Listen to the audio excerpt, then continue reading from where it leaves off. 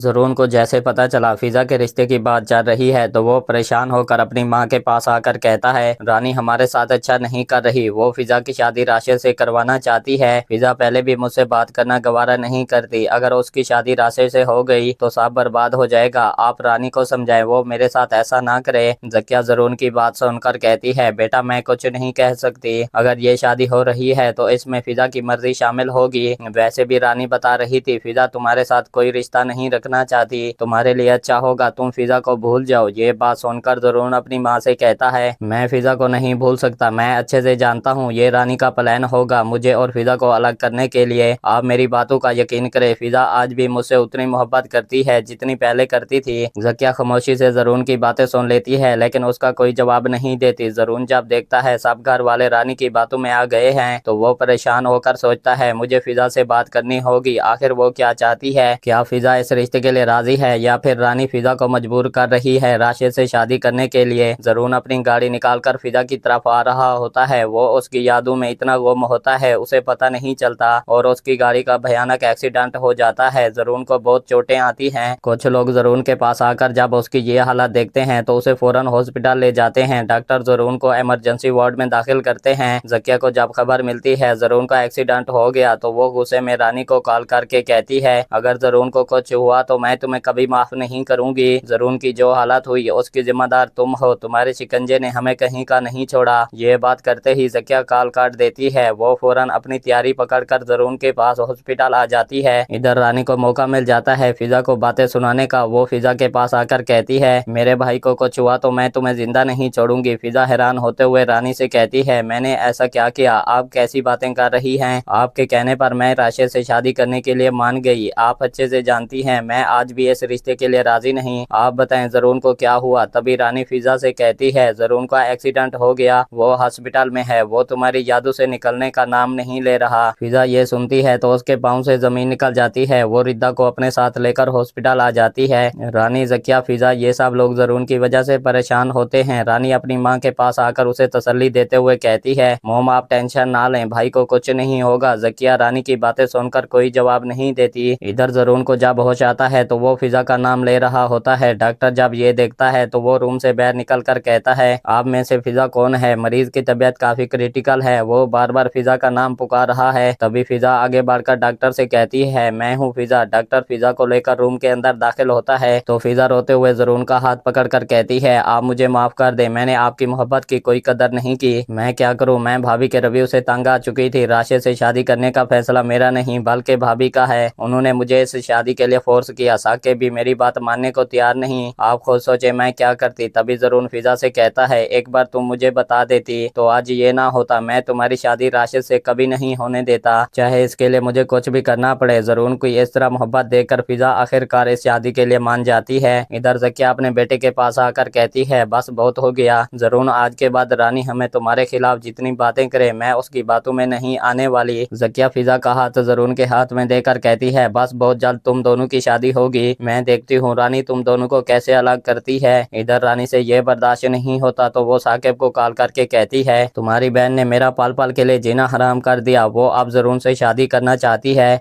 तुम बताओ मैं राशिद को क्या जवाब दूंगी, पहले भी उसके साथ हमने अच्छा नहीं किया। साकिब रानी की बात सुनकर खामोश हो जाता है क्योंकि वो अच्छे से जान चुका है